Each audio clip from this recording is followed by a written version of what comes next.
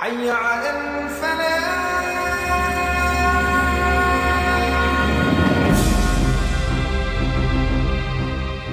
الرحمن الرحيم.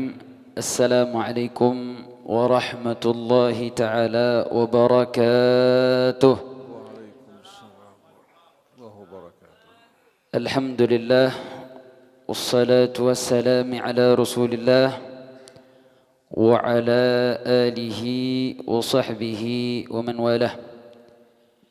أشهد أن لا إله إلا الله وحده لا شريك له وأشهد أن سيدنا محمدا عبده ورسوله لا نبي بعده.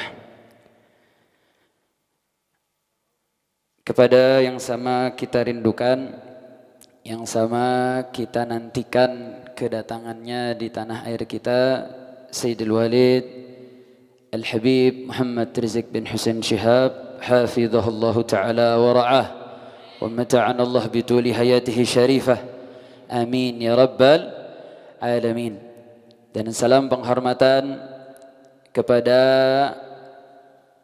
tamu kita dan narasumber kita dalam dialog hari ini, yaitu dialog tentang hukum Natal, yang mana sama kita ketahui kita sedang berada di bulan Desember, yang mana bulan ini terdapat satu perayaan dari kalangan saudara kita, dari kalangan Nasrani, dan ini banyak mengundang daripada informasi yang perlu kita ketahui bagaimana mauqif seorang muslim di dalam menyikapinya. Dan insyaallah hari ini kita akan ada dialog, dan alhamdulillah narasumber pertama kita Al-Habib Hussein Al-Attas, beliau hadir bersama kita.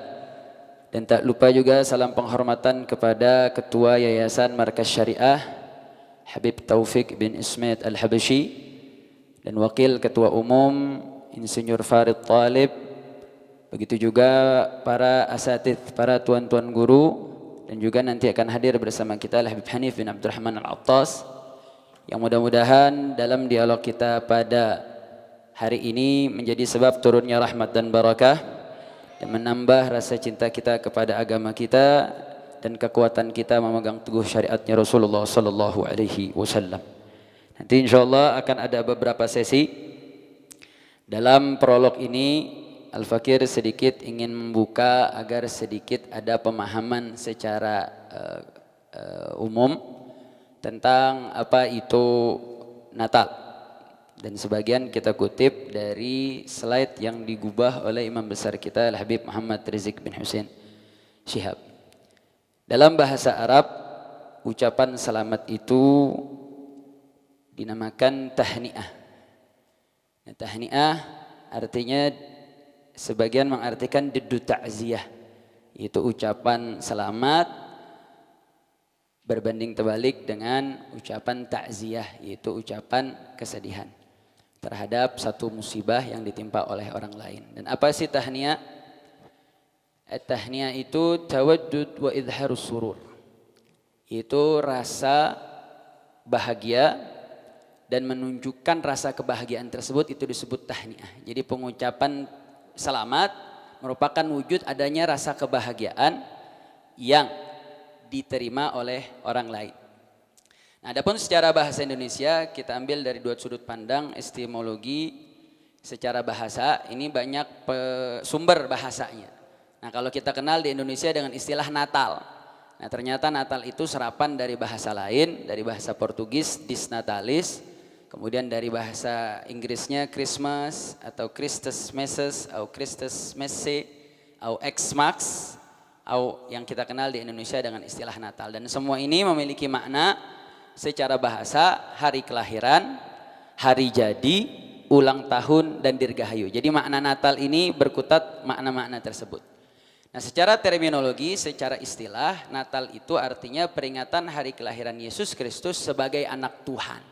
Jadi kalau secara istilah, ketika orang mengatakan selamat Natal, artinya selamat peringatan hari kelahiran Yesus Kristus sebagai anak Tuhan. Dan istilah ini yang hanya digunakan secara masif. Artinya makna Natal itu ketika diucapkan yang tabadar fi dzihn, yang muncul dalam benak adalah kalimat makna dengan arti peringatan hari kelahiran Yesus Kristus sebagai anak Tuhan. Artinya ketika orang Indonesia mengucapkan selamat Natal kepada saudaranya non-muslim, artinya sama saja mengucapkan selamat hari raya atau selamat hari lahir Yesus sebagai anak Tuhan. Nah, nanti kita akan mendengar dari dua sudut pandang. Sudut pandang pertama, bagaimana sih sikap atau posisi terhadap seorang muslim yang mengucapkan selamat Natal dari sudut pandang Al-Quran, dan bagaimana Al-Quran itu menilai, dan bagaimana posisi seorang muslim itu dalam sudut pandang Al-Quran tatkala dia mengucapkan tahniah atau ucapan selamat dalam hari raya Christmas atau hari raya Natal. Nah, nanti di sesi kedua kita akan mendengar mauqif secara hukum fikih bagaimana ucapan selamat Natal itu. Maka agar tidak berlama-lama, sebagai prolog maka kita akan persilahkan dalam sesi pertama. Nanti insya Allah jika waktunya cukup, setelah sesi pertama dari Habib Hussein Al-Attas dan kedua Habib Hanif bin Abdurrahman Al-Attas, nanti kita akan buka sesi tanya jawab. Setelah itu nanti kita akan mendapatkan konklusinya. Mungkin ini prolog dari kita, dan untuk sesi pertama kita persilahkan kepada Habib Hussein Al-Attas untuk memberikan paparan dari sudut pandang Al-Quran. Kepada beliau kami persilahkan.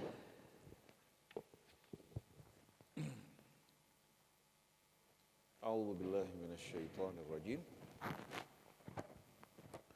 Bismillahirrahmanirrahim.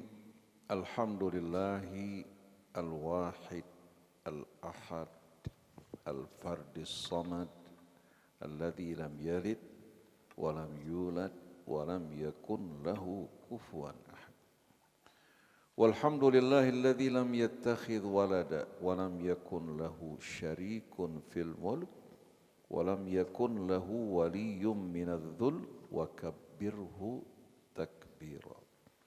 Allahu akbar kabira walhamdulillahi katsira wa subhanallahi bukratan wa asila. La ilaha illallah wahdah. La ilaha illallah wahdah sadaqa wa'dah wa nasara 'abdah wa azza jundahu wa hazamal ahzaba wahdah falahul mulk wa lahul hamd yuhyi wa yumitu wa yuhyi wa huwa hayyun la yamut biyadihil khairu wa huwa ala kulli syai'in qadir.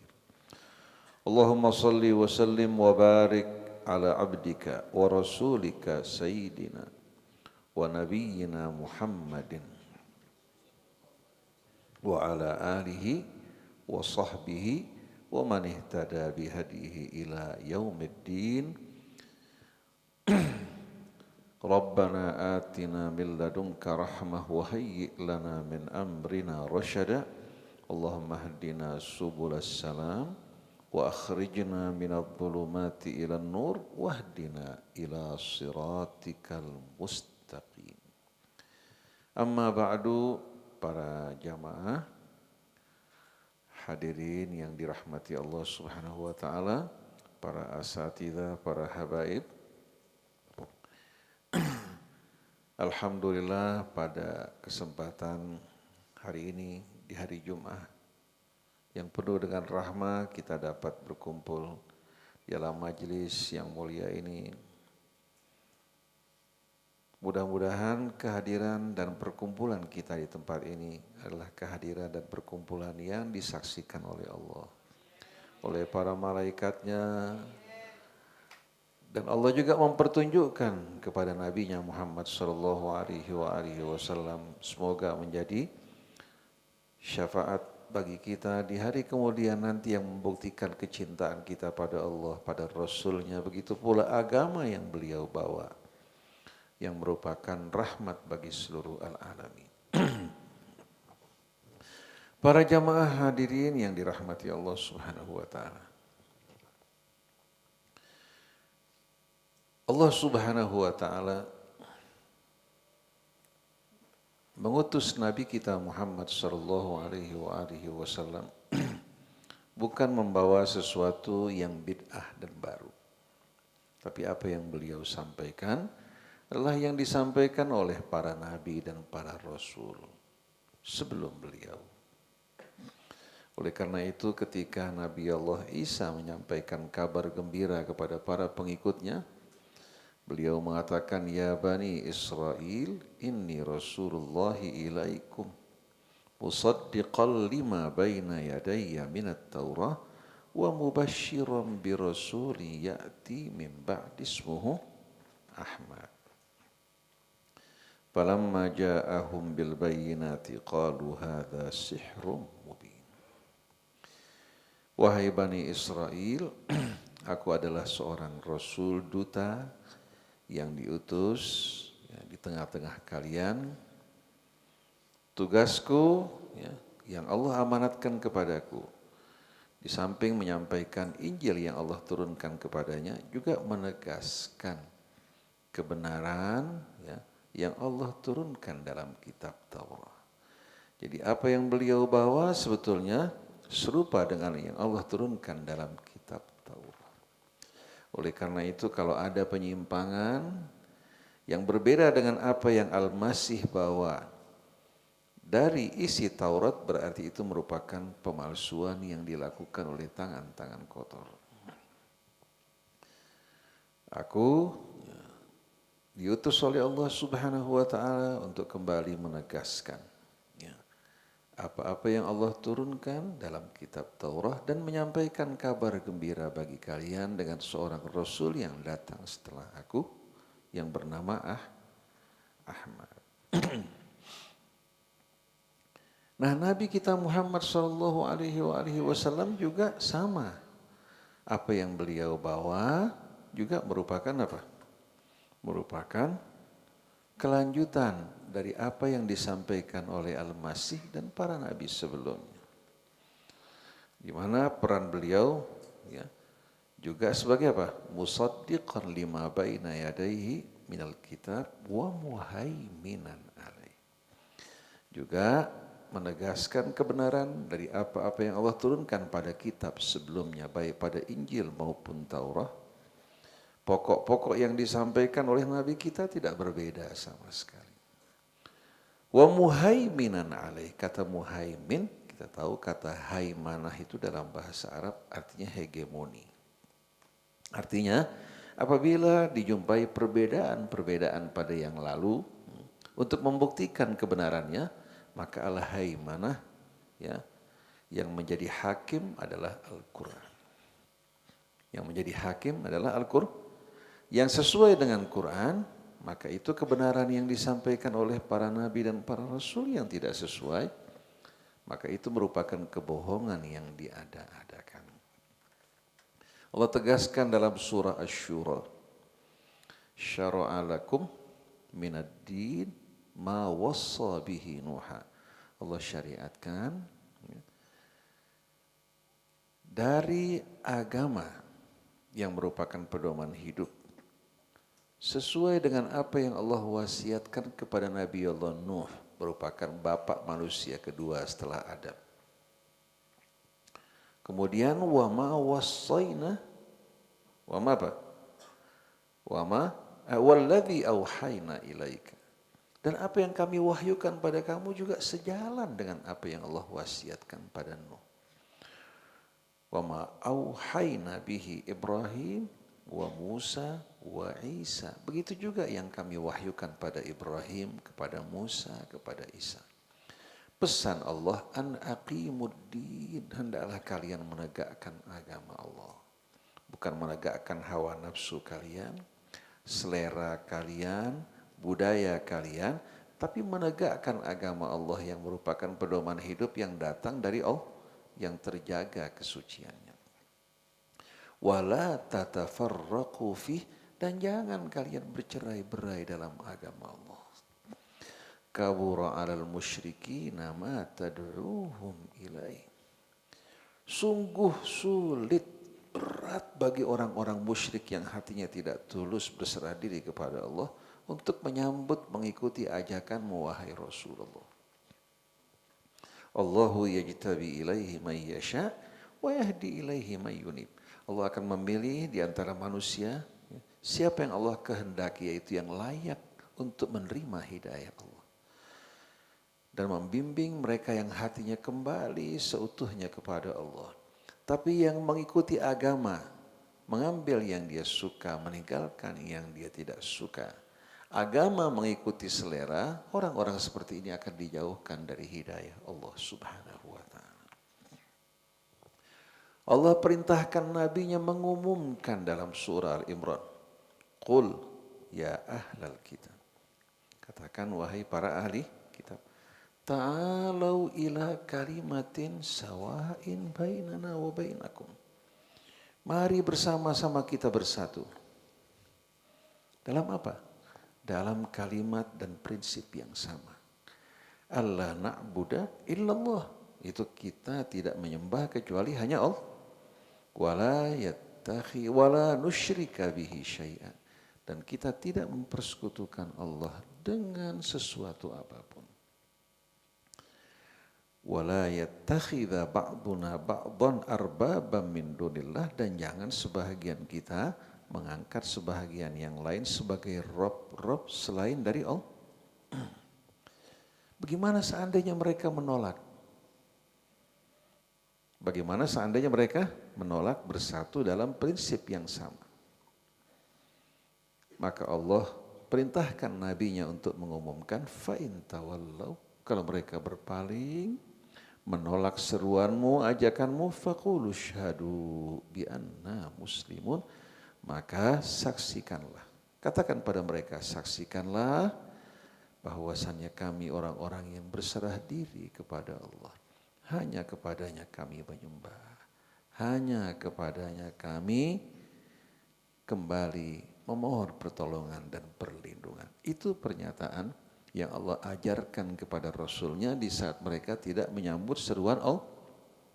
Bukan kita mengucapkan selamat atas kesalahan mereka, kekafiran mereka, tapi kita mengumumkan di tengah mereka, faqulu syahadu bi anna muslimun.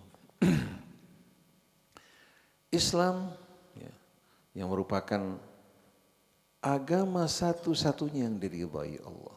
Al-yawma akmaltu lakum dinakum wa atmamtu alaikum ni'mati wa raditu lakumul islama din. Merupakan agama yang disempurnakan dan agama yang Allah ridhai bagi kita. Oleh karena itu dengan nama Islam, Muslim dan Muslimun, Allah mengajak kita bersatu di dalamnya. Lalu siapa-siapa yang mengikuti ajaran pedoman hidup selain dari Islam, jangan mengharap dia akan dilihat, dipandang dan diterima oleh Allah. Wa may yabtaghi ghairal islami dinan falan yuqbala minhu wa huwa fil akhirati minal khasirin. Siapa yang mengikuti jalan hidup selain dari al-Islam yang artinya berserah diri hanya kepada Allah, maka semua amal ibadahnya tidak akan diterima oleh Allah. Kata lan ya dulu ala ta'bid atau ala nafi ta'bidi, artinya menafikan untuk selama-lamanya. Menafikan untuk selama-lamanya bahwa amal mereka tidak akan diterima oleh Allah dan di hari akhirat termasuk orang yang merugi. Nah, kalau kita menjumpai orang yang menyimpang, yang tersesat, yang merugi, sedang menuju jurang, kira-kira yang kita lakukan mengucapkan selamat menuju jurang, selamat menuju neraka, apa kita mengingatkan dirinya? Seharusnya kita berusaha untuk mengingatkan dirinya, menyelamatkannya. Kalau kita betul-betul punya rasa cinta, menginginkan kebaikan bagi orang lain sebagaimana yang kita inginkan untuk diri kita. Kalau kita berbahasa basi ya, untuk menyenangkan orang yang di hadapan kita, kemudian kita menganggap kesalahan dia kebenaran, ya, kira-kira ini akan merugikan dirinya apa tidak? akan merugikan dirinya. Oleh karena itu orang-orang yang tersesat, orang yang menyimpang dari kebenaran, sebagaimana perintah Allah mengharuskan kita untuk mengingatkan dirinya, mengajak kepada yang ma'ruf, mengingatkan dirinya yang berada dalam kemungkaran. Itu perintah Allah, walatakun minkum ummatun yad'una ilal khairi wa ya'muruna bil ma'ruf wa yanhauna 'anil munkar. Lalu ada sebahagian orang mengatakan, bukankah Al-Qur'an memerintahkan kita untuk berbuat baik kepada mereka-mereka, orang-orang di luar Islam yang tidak memerangi kita dalam agama, yang tidak mengusir kita, yang tidak berlaku buruk terhadap kita. Kita diperintahkan Allah untuk berbuat baik pada mereka. Nah, la ribata fi dzalik, tidak ada keraguan dalam hal tersebut. Islam membimbing kita untuk mengajak manusia kembali kepada Allah bil hikmah wal mau'izatil hasanah. Bila dia menolak, kita tidak dibolehkan sama sekali menggunakan logika kekuatan memaksa dirinya masuk ke dalam Islam. Lakum dinukum waliyadin lana a'maluna walakum.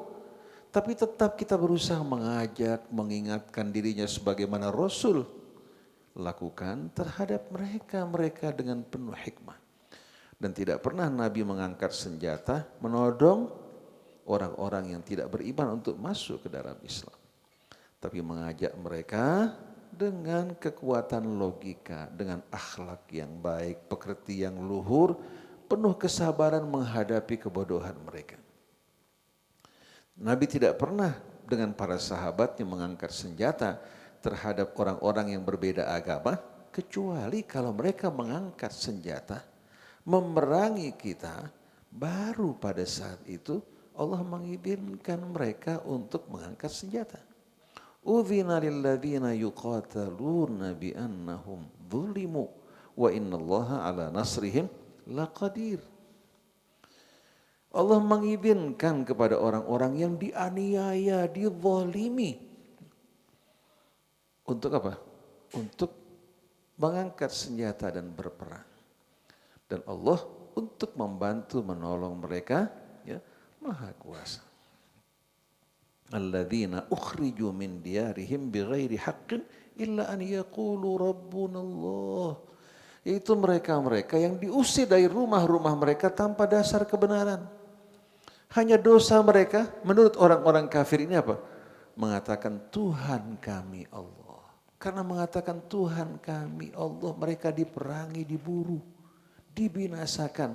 Seperti yang terjadi pada Ashabul Kahfi. Yang terjadi juga belum lama ini di Kosovo, di Bosnia, bagaimana umat Islam dibantai oleh umat Nasrani karena tidak mau mengikuti agama mereka. Padahal umat Islam sebelumnya bersama mereka sudah menyatu. Saya punya banyak teman dulu di Mesir dari Yugoslavia. Itu hampir dikatakan mereka sudah menyatu dengan non-Muslim. Bersikap baik pada mereka. Bahkan apabila ada yang mengkritik non-Muslim, orang-orang Islami yang marah. Tapi begitu mereka punya kesempatan, tidak canggung-canggung melakukan pembantaian. Kasus Ambon belum lama ini terjadi, masih dekat dalam ingatan kita. Bagaimana orang Ambon itu yang Muslim sudah menyatu dengan orang-orang Ambon non-Muslim. Sampai kalau mereka Natal, orang Muslim ini ikut Natal bersama mereka. Tapi apa mereka berbelas kasihan? Sama sekali tidak. Terkadang orang-orang Ambon Muslim dari kebodohan mereka mengatakan, Tuhan Bapa. Betul-betul. Artinya sudah dianggap amat-amat toleransi. Tapi pada hari raya Idul Fitri mereka dibantai. Kembali ke masa lampau. Setelah Konstantin berkuasa menjadi Raja Romawi, ibunya seorang wanita yang telah dibaptis bersama tokoh-tokoh gereja. Tujuan Konstantin politik, tujuan tokoh-tokoh gereja ini agama mereka yang mereka sebarkan. Mereka bersatu bersama Konstantin untuk menyebarkan keyakinan mereka yang menyimpang dari ajaran Al-Masih. Mereka menyatakan bahwa Yesus sebagai anak Tuhan, Injil yang disepakati hanya 3, Yohanes, Markus, dan Matius, Injil yang lain dianggap bid'ah. Kemudian mereka undang tahun 325 Masehi di Nisya, di Turki saat ini, mereka mengundang seluruh tokoh-tokoh gereja, baik dari Mesir, dari Asia Tengah, dari berbagai macam wilayah untuk mengadakan pertemuan. Tahu-tahu di sana ternyata dengan kekuatan mereka, mereka mengumumkan bahwa mulai saat ini ya, mereka harus menerima, menyepakati bahwa Yesus sebagai anak Tuhan, bukan lagi sebagai nabi dan rasul. Tokoh-tokoh gereja yang datang dari timur, gereja rasul pada saat tersebut menolak untuk menerima.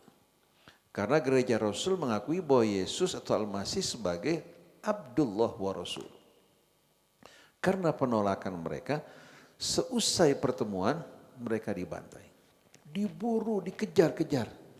Sampai gereja-gereja mereka, pengikut mereka diburu oleh pasukan Romawi, bahkan ada yang diracun. Jutaan orang mati. Itu merupakan sejarah berdarah yang dilakukan umat Kristen terhadap siapa? Terhadap mereka-mereka yang dianggap sebagai kalangan muwahhidun, orang-orang yang bertauhid, yang menjadi pengikut gereja Rasul. Nah, lawan mereka adalah Pauline Church, gereja Paulus.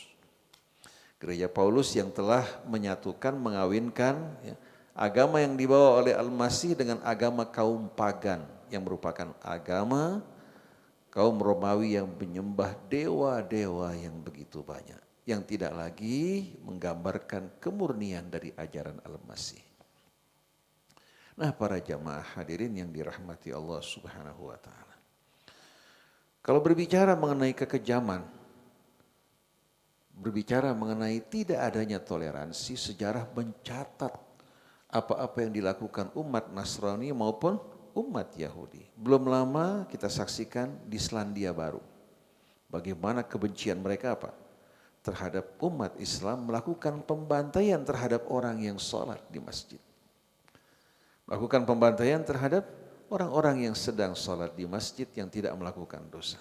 Yang menakjubkan, istri korban, keluarga korban ketika ditanya, mereka mengatakan kami memberikan maaf.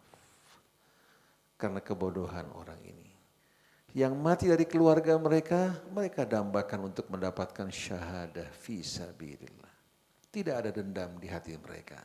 Karena walaupun mereka berpisah di dunia, mereka mengalami aniaya di dunia, mereka tidak tergesa-gesa, ada hari akhirat tempat mereka menerima balasan yang mulia di sisi Allah. Kemudian kejadian di Hebron yang dilakukan umat Yahudi, menembaki orang-orang yang sedang sholat. Yang mengherankan, kejahatan mereka begitu banyak, media tidak menyorot mereka, tapi justru apa?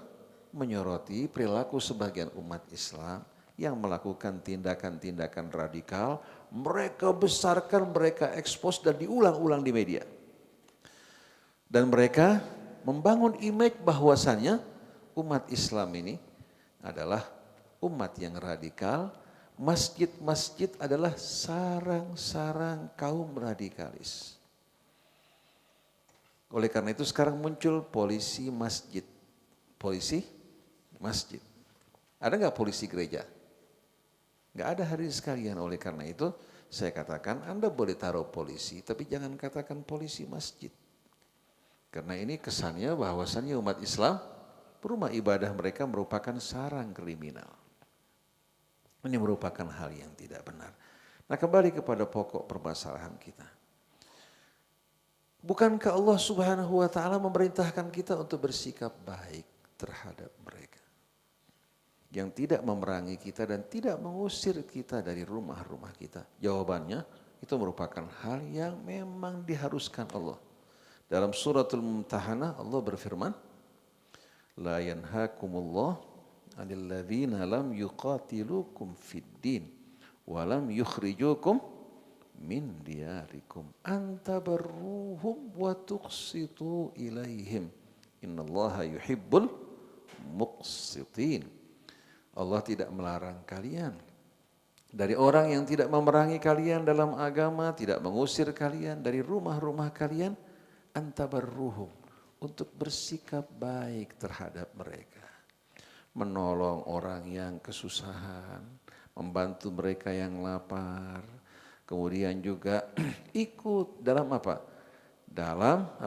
Dalam berbagai macam perbuatan baik ya, yang membawa betul-betul kemaslahatan kebaikan bagi mereka-mereka walaupun orang di luar Islam, selagi membawa kebaikan, menegakkan keadilan, membela orang yang teraniaya dari mereka, itu merupakan tugas kita kaum muslimin.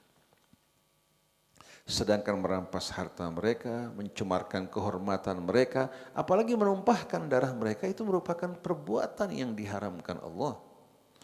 Ketika Allah berfirman, wala taqtulun nafsal lati harramallahu illa bil haq, bukan hanya jiwa orang yang beriman, jiwa orang di luar Islam yang tidak berbuat kejahatan, tidak melakukan melakukan tindakan-tindakan teror memerangi kita, haram bagi kita untuk menumpahkan darah mereka. Tugas kita sebagaimana tugas Rasul, ud'u ila sabili rabbika bil hikmati wal mau'izatil hasanah. Bila mereka mengangkat senjata, kita diizinkan untuk memerangi mereka yang memerangi kita. Wa qatilu fi sabilillah alladziina yuqatilunakum wa la ta'tadu innallaha la yuhibbul mu'tadin. Perangi mereka ya, di jalan Allah, orang-orang yang memerangi kalian. Tapi ingat, jangan melampaui batas terhadap orang yang tidak berbuat dosa. Allah tidak menyukai orang-orang yang melampaui batas. Jadi bersikap baik, membantu, menolong orang-orang yang butuh dari mereka, bahkan melindungi keselamatannya. Allah perintahkan, wa in ahadun minal musyrikin astajaraka fa'ajirhu hatta yasma'a kalam Allah thumma ablighu ma'manah. Apabila seorang musyrik, bukan ahli kitab, seorang musyrik datang memohon perlindungan padamu, mencari aman, lindungi dirinya. Kemudian bacakan ayat-ayat Allah untuk bimbingan dan petunjuk baginya. Kemudian setelah itu sampaikan dia ke tempat aman, lindungi dia. Kita lihat bagaimana Islam betul-betul menganjurkan kita untuk berbuat kebaikan. Senjata tidak digunakan kecuali berhadapan dengan senjata atau berhadapan dengan kezaliman. Wala udwana illa 'alal zalimin. Tetapi para jamaah sekalian, kita harus membedakan bersikap baik kepada mereka dengan toleransi ya, dalam perbuatan yang tidak dibenarkan dalam agama. Berbuat baik kepada mereka berarti bukan berarti membolehkan kita melakukan perbuatan-perbuatan yang tidak dibenarkan dalam agama. Oleh karena itu,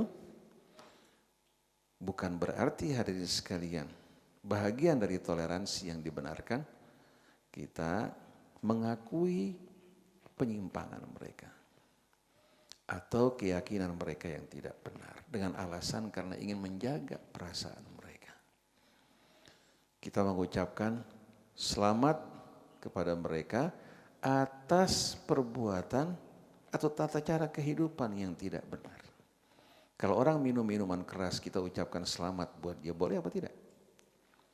Walaupun kita mengatakan saya dari hati, sama sekali tidak menerima perbuatannya, tapi untuk menjaga perasaannya saya mengatakan selamat. Atau orang yang berbuat zina, habis melacur, habis berbuat zina, saya katakan selamat, mabruk alaik. Kira-kira boleh apa tidak? Walaupun hati mengatakan saya tidak mengakui perbuatannya, tapi untuk menjaga perasaannya, bahagian dari toleransi. Ini perbuatan yang tidak dibenarkan dalam agama. Kita sebagai orang yang berjalan dalam kebenaran, kita wajib mengatakan yang benar itu benar, yang salah itu salah. Nah, di saat seorang mengatakan bahwasannya pada saat saya mengucapkan selamat Natal, la ya'ni apa? La ya'ni annani uqirru bi aqidatihim. Awit tahni'ah la ta'nil iqrar bi mu'taqadatihim. Bukan berarti saya pada saat mengucapkan selamat menerima, mengakui kebenaran akidah mereka. Kalau saya menerima hal tersebut, fahuwa kufrun, maka itu kekafiran. Jawabannya, kalau Anda melakukan hal ini dalam keadaan terpaksa, terancam, agama membolehkan. Asal ada alasan apa? Diri kamu terancam, kamu berada dalam keadaan darurat, kamu dibolehkan untuk menyelamatkan diri kamu. Sebagaimana firman Allah pada surat An-Nahl ayat 106. Man kafara billahi min ba'di imanihi illa man ukriha wa qalbuhu mutmainnun bil iman walakin man syaraha bil kufri sadran fa alaihim ghadabun minallahi wa lahum adzabun adzim. Sesungguhnya siapa saja yang kafir setelah dia beriman, kecuali yang dipaksa. Kecuali yang dipaksa, sedangkan hatinya tetap dalam keadaan beriman. Allah berikan pengecualian seperti pada Ammar bin Yasir ketika menyaksikan ayah ibunya disiksa, dianiaya hingga binasa. Lalu Abu Jahal dan rombongannya berkata pada Ammar, keluarkan kalimat kufur dari mulut kamu, saya akan bebaskan kamu. Untuk keselamatan dirinya, Ammar mengeluarkan kalimat kufur. Kalimat kufur itu hanya mencaci. Diperintahkan mencaci Nabi kita. Begitu selesai dia melakukan, dia datang kepada Rasulullah mengatakan kafara Ammar. Ammar telah kafir ya Rasulullah. Rasulullah mengatakan tidak. Turun ayat tadi.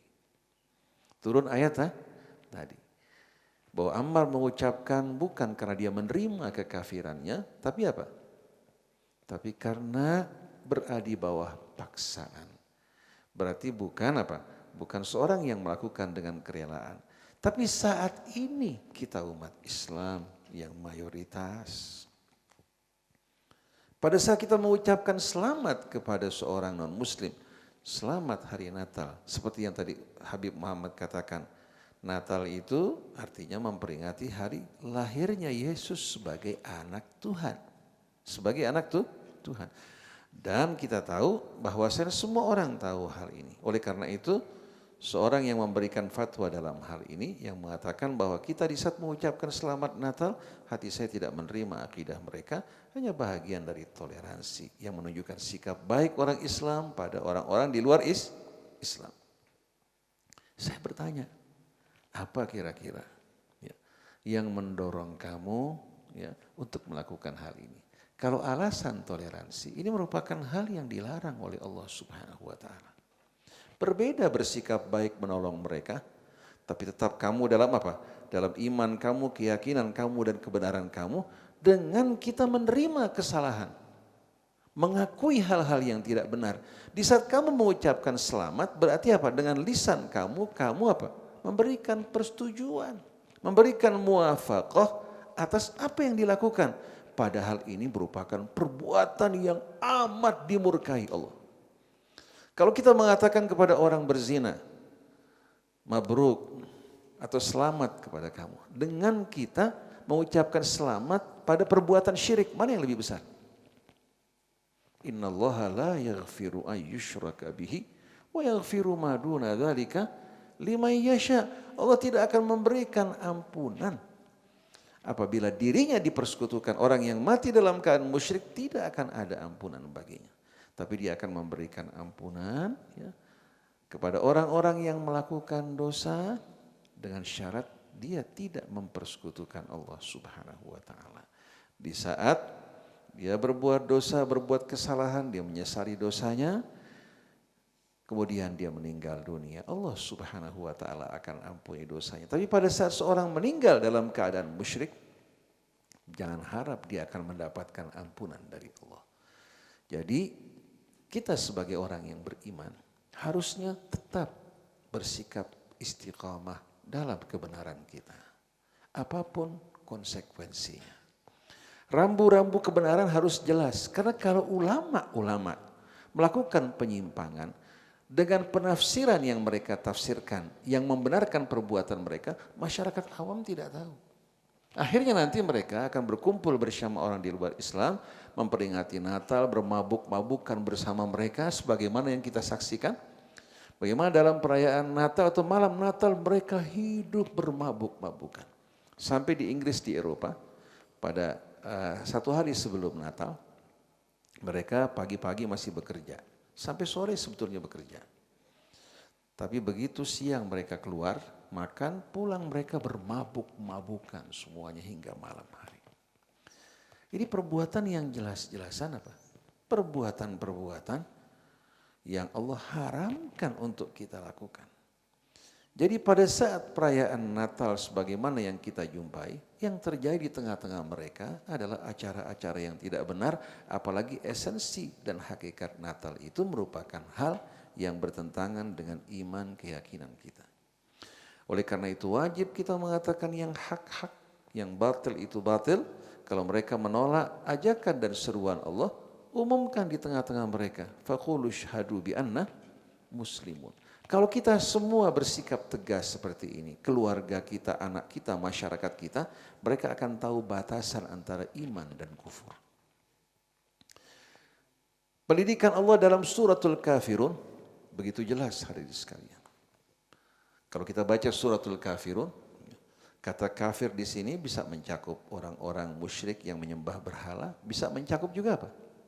Para ahli kitab. Innal ladzina kafaru min ahlil kitab wal musyriki. Sesungguhnya orang-orang yang kafir dari para ahli kitab dan orang-orang musyrik. Antum lihat di sini, ya, kata kafir bisa mencakup orang-orang yang mempersekutukan Allah, yang menyembah berhala, atau orang-orang musyrik dari kalangan ahli kitab.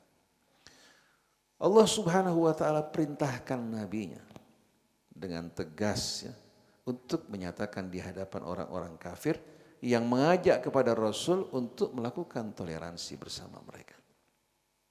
Qul ya ayyuhal kafirun, katakan wahai orang-orang kafir.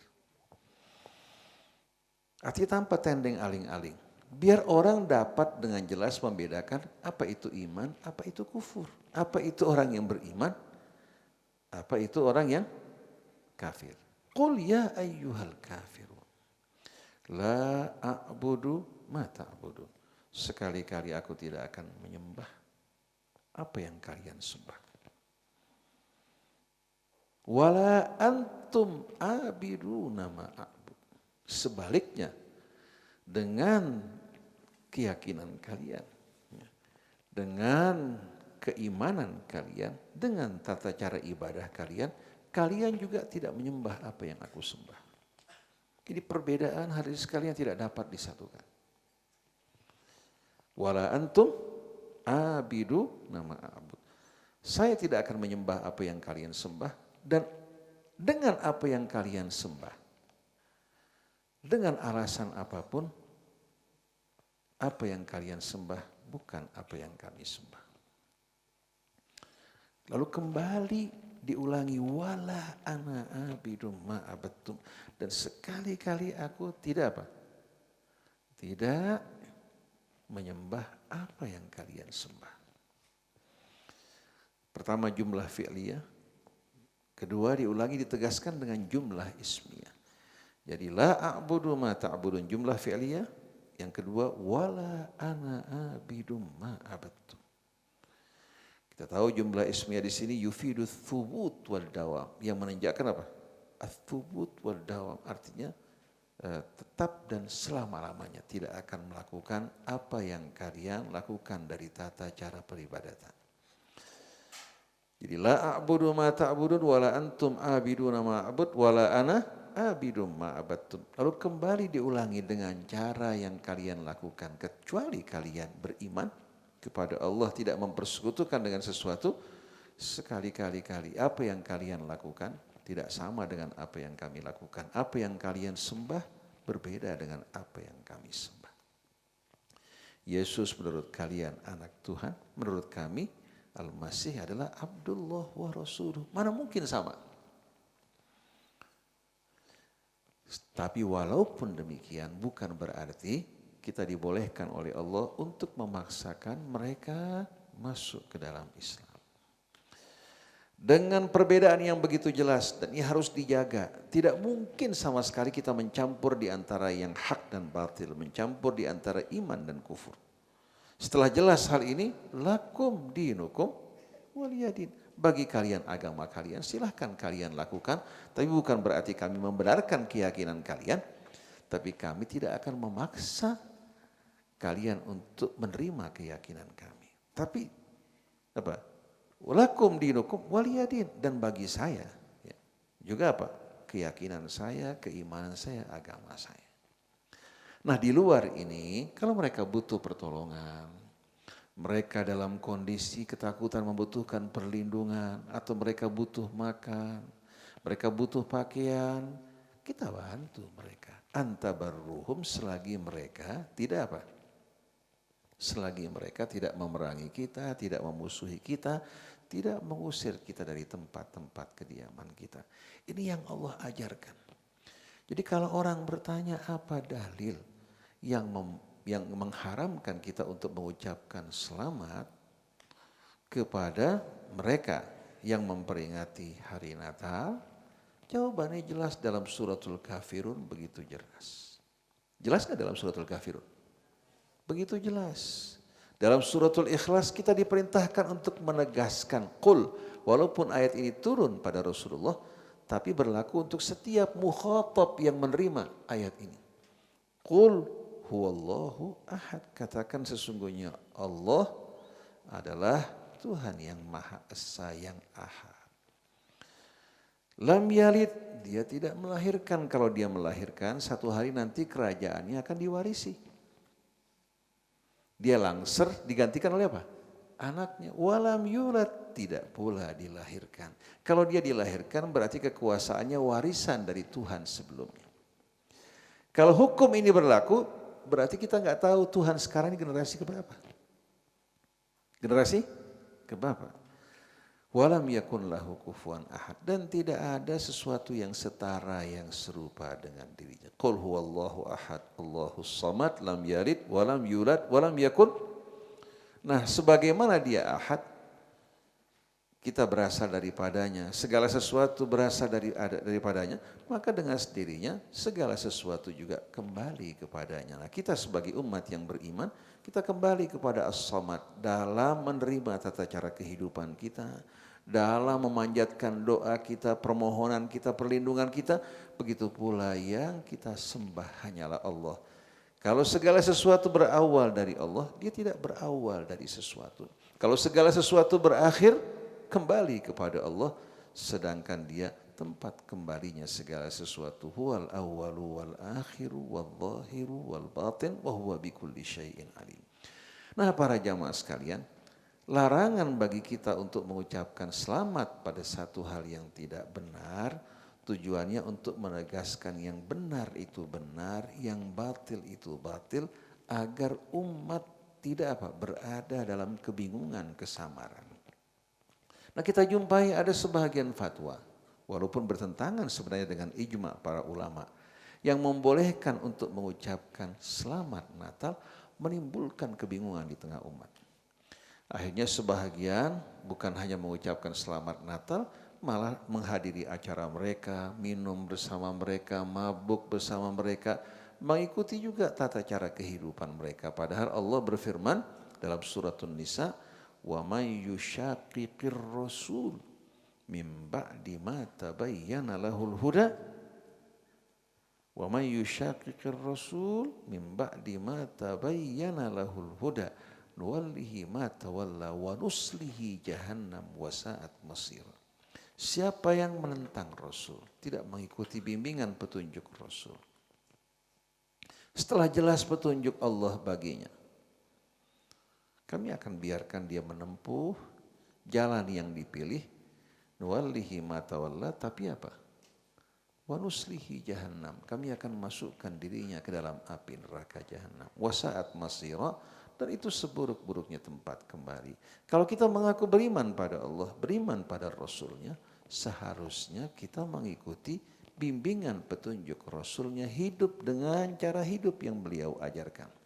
Dalam kehidupan pribadi kita, kehidupan sosial kita, berbangsa, bernegara, jangan ada yang keluar dari petunjuk Allah Subhanahu wa ta'ala.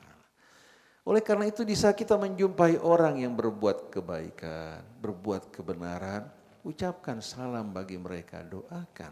Menjumpai orang yang berbuat kesalahan, tegur, berikan nasihat dengan penuh kecintaan. Allah berfirman dalam suratul An'am, wa idza ra'aital ladzina yu'minuna bi ayatina faqul salamun alaikum kataba rabbukum ala nafsihi rahmah annahu man amila minkum su'an bi jahalatin thumma taba min ba'dihi wa aslaha fa annahu ghafurur rahim. Ini langsung dari Allah. Wahai Rasulullah, begitu juga wahai setiap orang yang beriman. Kalau kamu menjumpai, melihat, menyaksikan orang yang beriman kepada ayat-ayat kami. Faqul salamun alaikum. Katakan keselamatan, salam sejahtera untuk kalian, mengiringi kalian. Kataba rabbukum ala nafsihir rahmah. Tuhan kalian telah menuliskan atas dirinya ar-rahmat. Artinya telah mewajibkan atas dirinya ar-rahmat. Bagi siapa? Kataba rabbukum ala nafsihir rahmah. Bagi siapa? Ayat berikutnya menerangkan atau kelanjutannya annahu man amila minkum su'an bijahalah. Siapa saja dari kalian yang berbuat dosa, berbuat keburukan dengan kebodohan, mengikuti hawa nafsunya, bukan karena membangkang dan bersikap sombong, berbuat dosa, kesalahan atas dasar kebodohan seperti yang terjadi pada kakek kita alaihi salatu wassalam ketika dibujuk oleh syaitan, dia tergoda melakukan dosa karena kebodohan, kemudian dia segera bertaubat.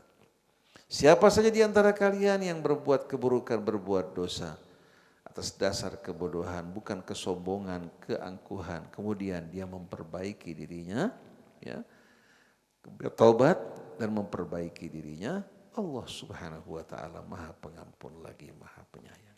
Jadi Nabi diperintahkan mengucapkan salam untuk mereka-mereka yang beriman kepada ayat-ayat Allah yang berjalan dalam kebenaran, di samping memberikan dukungan, memberikan juga motivasi buat mereka yang baik, juga doa untuk mereka dan kabar gembira dari Allah. Kita lihat surat yang Nabi kita kirimkan untuk Heraklius, ya, Kaisar Romawi, yang mengajak dia masuk ke dalam Islam. Penutup dari ayat surat sebab wassalamu ala manittaba'al huda, keselamatan bagi mereka yang mengikuti petunjuk Allah. Ini sunnah yang Rasulullah lakukan. Jelas tidak? Wassalamu ala manittaba'al huda, keselamatan bagi orang yang mengikuti petunjuk Allah. Jadi para jamaah hadirin yang dimuliakan Allah, juga para pendengar yang mendengarkan dan menyaksikan apa yang kita sampaikan hari ini. Kalian tidak perlu takut umat Islam akan melakukan tindakan teror, melakukan kejahatan, ya, akan memerangi orang-orang yang berbeda agama dan keyakinan. Tidak, kalian tenangkan hati kalian dan merasa aman dari kami yang tidak mungkin melakukan hal tersebut. Kalau kalian menuntut dari kami bersikap toleransi, kami akan toleran, tapi dalam hal-hal yang dibenarkan oleh Tuhan kami. Kalau tidak, kami akan berhadapan dengan kemurkaan Allah Subhanahu wa taala. Toleransi bukan berarti melebur semua keyakinan menjadi satu. Karena umat Nasrani juga tidak mungkin menerima ini. Mau enggak kira-kira orang-orang Katolik, Protestan, Yahudi disatukan semua keyakinannya? Tidak mungkin. Tapi seruan Allah kepada Rasulnya dan kepada semua orang yang melanjutkan misi Rasul, mengajak mereka semua bersatu dalam kalimat yang sama. Menyembah Allah, tidak mempersekutukan dengan sesuatu, tidak menjadikan sebahagian kita sebagai Rabb selain dari Allah. Kalau mereka menolak, umumkan di tengah mereka bahwa kami orang-orang yang berserah diri kepada Allah. Jadi toleransi dalam Islam bukan berarti melebur semua keyakinan. Toleransi dalam Islam artinya kita dilarang oleh Allah untuk memaksakan keyakinan kita pada orang lain, memaksakan orang lain untuk menerima keyakinan kita. Setiap orang dengan pilihannya, faman syaa falyu'min wa man syaa falyakfur. Tapi kewajiban kita untuk terus berdakwah, terus mengingatkan, terus menjelaskan kebenaran. Tapi pada saat kita bertoleransi dengan mengucapkan selamat pada orang yang melakukan kesalahan penyimpangan, berarti kita apa? Membenarkan perbuatannya. Kalau kita lakukan ini dengan pilihan kita, bukan dalam keadaan terpaksa dan terancam, berarti kita masuk dalam firman Allah tadi, walakin man syaraha bil kufri sadran, orang yang menerima dengan keingkaran kekafiran. Dengan apa? Dengan pilihan kelapangan, bukan dengan paksaan. Maka Allah katakan apa? Fa'alaihim ghadabun minallah. Mereka akan terkena kemurkaan Allah, wa adzabun azim, dan azab yang maha besar. Kita menyampaikan hal ini bukan karena ingin menabur kebencian, bukan ingin menimbulkan fitnah memecah belah. Silahkan masing-masing dengan keyakinannya. Kewajiban kami untuk menjelaskan yang benar. Wa qul ja'al haqqu wa zahaqal batilu innal batila kana zahuqa. Kewajiban para dai untuk membacakan ayat-ayat Allah, menyampaikannya kepada manusia. Dan kewajiban kita bukan membuat mereka menerima, kewajiban kita menjelaskan, menerangkan. Ya ayyuhalladzina amanu alaikum anfusakum la yadurrukum man dhalla idza tadaitum. Ketika ayat ini dibacakan, Abu Bakar As-Siddiq radhiyallahu anhu mengatakan, kalian jangan sekali-kali bergantung pada ayat ini, lalu kalian menyaksikan yang mungkar, kalian biarkan, kalian diamkan.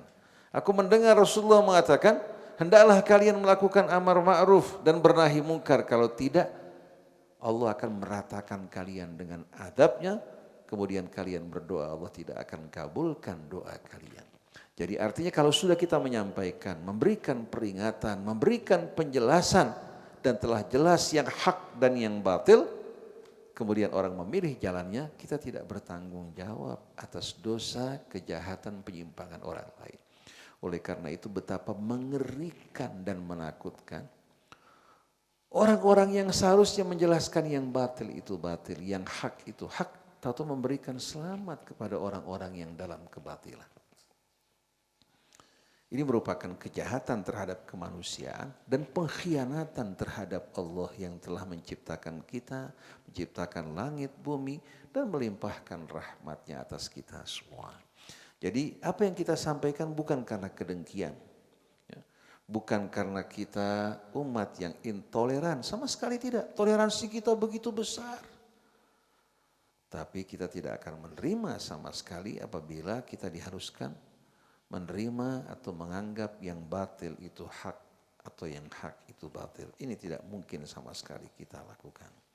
Oleh karena itu belajar dari Ashabul Kahfi bagaimana mereka dengan tegas apa? Idh qamu faqalu rabbuna rabbus samawati wal ard lan nad'wa min dunihi ilaha laqad qulna idzan syatata haula'i qaumun attakhadhu min dunihi ahiyah laula ya'tuna alaihim bisultanin bayyin faman azlamu mimman iftara 'ala Allahi kadziban.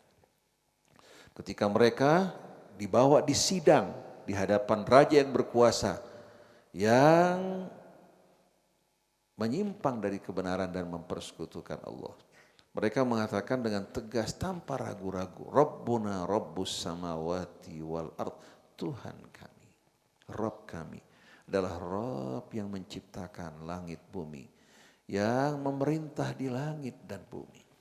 Lan nad'uwa min dunihi ilaha. Sekali-kali kami tak mungkin untuk menyembah memohon kepada selain Allah subhanahu wa ta'ala. Laqad qulna idzan syatata. Kalau kami lakukan hal ini berarti kami telah mengucapkan hal-hal yang menyimpang, melakukan perbuatan yang tidak benar. Haula'i qaumun attakhadhu min dunihi aliha. Mereka kaum kami telah mengangkat Tuhan-Tuhan selain dari Allah. Laula ya'tuna alaihim bisultanin bayyin. Mengapa mereka tidak mendatangkan bukti? Bukti argumentasi yang jelas yang membuktikan kebenaran mereka.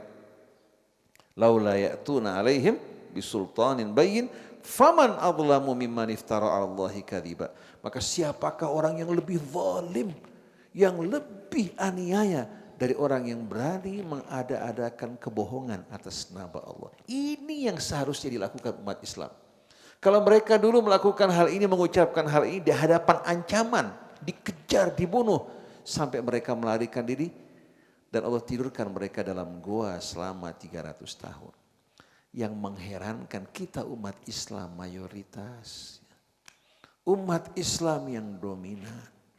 Ternyata sikap kita lebih menjijikkan, sikap kita lebih memalukan dibandingkan sikap minoritas Ashabul Kahfi yang tegar mempertahankan iman dan keyakinan mereka. Oleh karena itu ulama-ulama yang mengajak kita untuk membenarkan yang salah, menerima yang batil dengan alasan toleransi, adalah orang-orang yang mengkhianati Allah, mengkhianati Rasulnya, mengkhianati agamanya, mengkhianati nuraninya. Jadi tetap kita berhadapan dengan orang muslim yang memperingati hari Natal pada tanggal 25, silahkan kalian rayakan ya, sesuai dengan keyakinan kalian, sedangkan kami tidak akan mungkin mengikuti kalian. Lana a'maluna walakum a'malukum. Umat Islam di rumah-rumah mereka berzikir, beribadah kepada Allah dan berlindung kepada Allah agar mereka tidak disatukan bersama-sama orang-orang yang hidup dalam penyimpangan.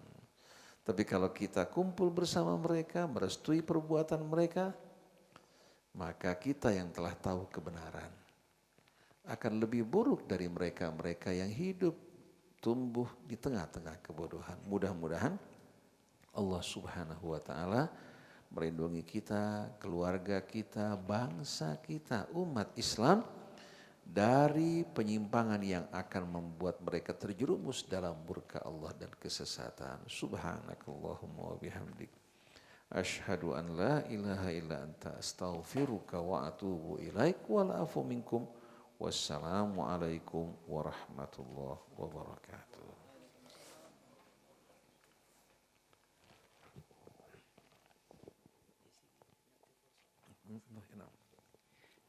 Sambil kita menunggu, kita buka sesi tanya jawab. Sesi pertama ini kita buka 3 pertanyaan awal untuk ditanyakan kepada Habib Hussein. Mic-nya.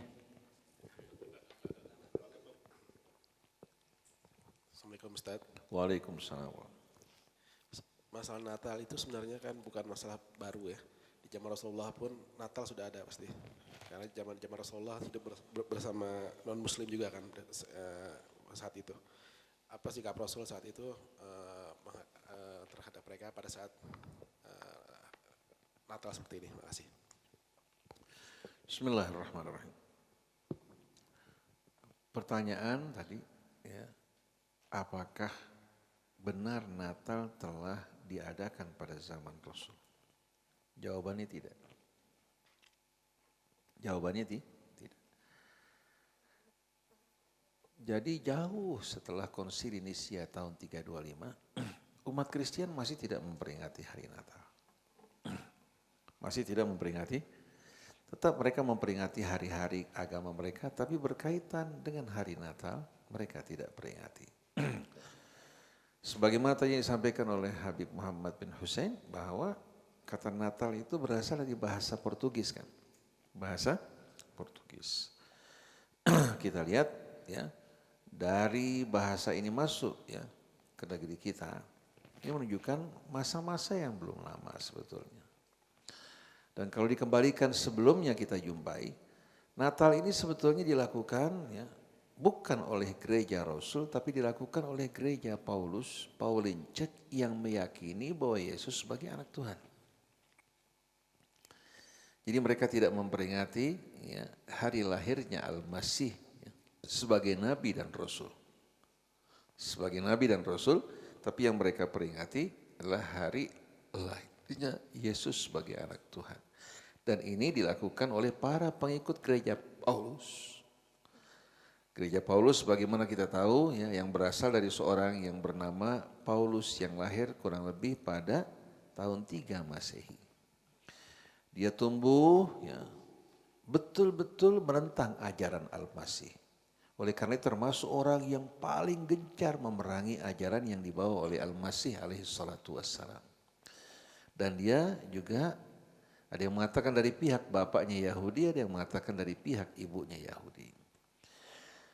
Setelah wafatnya Al-Masih, ya, Pada masa hidupnya dia tidak menyatakan beriman sebagai lawan dan musuh. Begitu Al-Masih meninggal dunia, dalam perjalanan menuju ke Suriah, dia katanya menjumpai cahaya. Yesus berkata padanya, kenapa kamu terus-menerus memerangi para pengikutku? Akhirnya dia bertaubat, kemudian dia dibaptis, mulailah dia katanya mendapatkan pesan dari Yesus untuk menyebarkan ajaran Yesus. Nah, dia banyak melakukan perubahan. Apa yang diharamkan? Oleh apa? Oleh Al-Masih alaihi salatu wassalam, dari sisi Allah dihalalkan, seperti babi dihalalkan. Kemudian dia mengumumkan yang haram itu yang keluar dari saluran kotoran, sedangkan yang masuk ke dalam mulut manusia bukan apa? Bukan merupakan sesuatu yang diharamkan. Ajaran yang diajarkan dalam apa? Dalam Taurat, Perjanjian Lama, semua dihapuskan. Padahal Perjanjian Lama yang sekarang pun kitab Bani Levi menyebutkan bahwa babi itu merupakan hal yang diharamkan. Sebagaimana diharamkan Quran, diharamkan dalam Perjanjian Lama. Tapi sama sekali dia tidak terikat dengan semua ini. Sunat yang diwajibkan bagi kaum pria juga dia tidak sama sekali haruskan pada siapa? Pada para pengikutnya. Akhirnya Paulus diundang dalam sinode pertama di Yerusalem, diundang oleh para pengikut Al-Masih, ditegur atas perbuatannya. Dia mengatakan bahwa saya diutus untuk non-Yahudi, non-Israel. Apa yang diharamkan untuk Israel tidak diharamkan untuk non-Israel. Akhirnya dia menjadikan wilayah Romawi sebagai pusat dari dakwahnya, mendirikan gereja Paulus. Sampai pada tahun 325 para pengikutnya mengadakan kesepakatan bersama siapa? Konstantin. Dan sebelumnya telah melakukan perubahan ibadah pada hari Sabtu diganti dengan hari Minggu. Dengan alasan untuk mengambil hati mereka orang-orang Romawi bahwasannya Zeus dewa mereka sama dengan Yesus. Nah, Sunday itu merupakan apa? Merupakan hari di mana mereka menyembah dewa Zeus mereka. Mereka mengatakan Yesus sebetulnya tidak berbeda dengan Zeus. Akhirnya ibadah dirubah pada hari Minggu atau Sunday. Kemudian mulai terjadi perubahan-perubahan untuk mencocokkan dengan agama kaum pagan dalam bentuk toleransi. Seperti yang sekarang ingin dilakukan oleh sebagian, nanti lama-kelamaan rambu-rambu iman hilang berganti dengan apa? Kesyirikan. Nah, pada tahun 325, kalau sebelumnya pemimpin-pemimpin Romawi benar-benar mengikuti para pengikut Al-Masih. Tapi yang mengikuti gereja Rasul ya. Adapun gereja Paulus diterima oleh mereka. Yang mengikuti gereja Rasul yang meyakini akan keesaan Allah diperangi. Sampai datang Konstantin, akhirnya gereja Paulus berhasil mengadakan kesepakatan untuk apa? Untuk mengumumkan keyakinan yang bisa diterima oleh kaum pagan, bisa diterima juga oleh apa? Oleh mereka-mereka para pengikut gereja Paulus. Maka mulai lahir penyimpangan. Nah, setelah ratusan tahun baru mereka memperingati hari Natal. Tapi bukan berasal dari pengikut Al-Masih yang benar-benar murni, yang berasal dari gereja Rasul, tapi datangnya dari gereja Paulus yang sudah melakukan penyimpangan dan tidak lagi mengikuti ajaran Al-Masih yang murni. Nah, dalam hal ini walaupun Rasul ya tidak sama sekali mengalami peristiwa tersebut, tapi Nabi kita lihat bagaimana mengajak orang yang beriman untuk membedakan cara hidup mereka dari apa? Dari cara hidup orang-orang yang tak beriman. Bahkan kita lihat bagaimana ketika terjadi dialog antara Nabi bersama mereka, ketika mereka menolak apa yang Nabi sampaikan, Allah perintahkan Nabi untuk mengadakan mubahalah bersama mereka. Untuk mengadakan mubahalah. Tapi waktu mereka diajak bermubahalah dan meminta pada Allah menurunkan laknatnya pada orang yang berdusta, mereka semua mundur. Jadi bukan Nabi bersikap toleransi terhadap keyakinan mereka, malah setelah berdialog mencari kebenaran, mereka menolak, diperintahkan untuk mengadakan mubahalah. Tapi mereka menarik diri mereka dan takut. Kemudian Nabi diperintahkan mengajak mereka untuk bersatu dalam kalimat yang sama. Mereka juga menolak dalam hal ini Lalu Nabi diperintahkan mengumumkan, kalau mereka menolak, bahwa kami adalah orang yang berserah diri kepada Allah dan menolak untuk mencampur adukkan keyakinan kami dengan keyakinan kalian. Jadi sebetulnya Natal ini ya, merupakan sesuatu yang baru, yang tidak diperingati pada masa-masa sebelumnya. Seperti katakan ketika mereka memperingati umpamanya hari-hari di mana mereka menerima hidangan dari langit seperti yang disebutkan Al-Quran. Itu peringatan dari mulai zaman dahulu kala.